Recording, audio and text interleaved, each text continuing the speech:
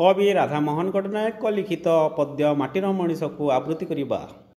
जंत्र तते कि मंत्र देउछि माटीर मनीष आरे, मुग्ध तोहर चित्त गहने चिंती पारुनु बारे। मथा तोली सेहि जंत्र जे सदा रुद्र दानव परी, छिड़ा होइअछि चारि पासे तार लुहार फौज धरी। गर्जी उठुछि थरे थरे पुणी भीम बौरव रवे, निश्वास धूम उच्छ्वास तार छाड़ई मौन नभे। देखि पारुनु कि तुरे चिन्हि पारुनु बन्नी शिखा जे जळुछि ताहार मूले। मलिनाए माटी तोहरी माटी जीवन धात्री तोर, उत्ताने पड़ी रहिछि दिवस रजनी संज भोर। विपुल एहारी स्तन्य दाने रे विपुल एहारी स्नेहे, पुष्ट होइछि अंग तोहर वर्ण फुटिछि देहे। ए तोह मार बक्ष उछुला गभीर स्नेह भूली, केउ परी आजी भरोसा करिछु जंत्र चितार चुली। अना अना फेरी थरे अना अना तोर दृष्टि फेराई मोड़ी नए माटी परे। कांदुची तोर माटीर लक्ष्मी कांदुची तोर घर, रुक्ष उरसे पड़ी रहिअछि खेतर जातक तोर।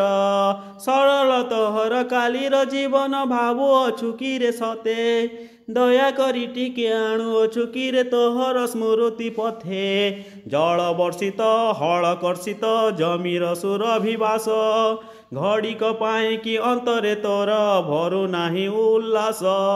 स्वर्ण धानर विभा दंडक लागी चक्षे तोहर दिशि जाऊ नाही किवा।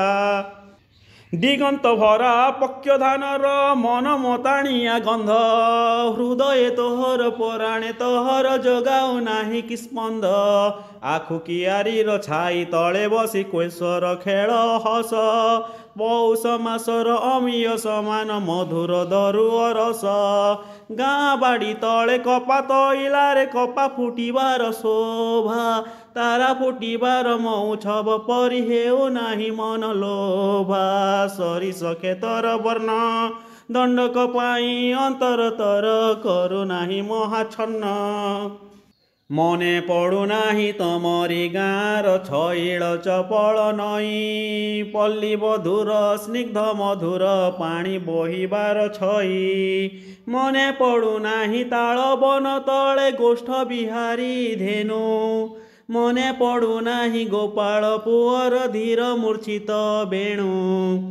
लंगल आजी डाकू अछि तोते तोर संतक सम, मंगल जानी डाकू अछि आरे माटीर पतंगम। उर्वर तोर प्राण जंत्रपुरीर इस्पात परी होई जाई अछि टाण। जंत्र तले तो पराण नाही रे मरणर तहि घर, दिन राति तहु चितार कुहेली हेउ अछि उथल।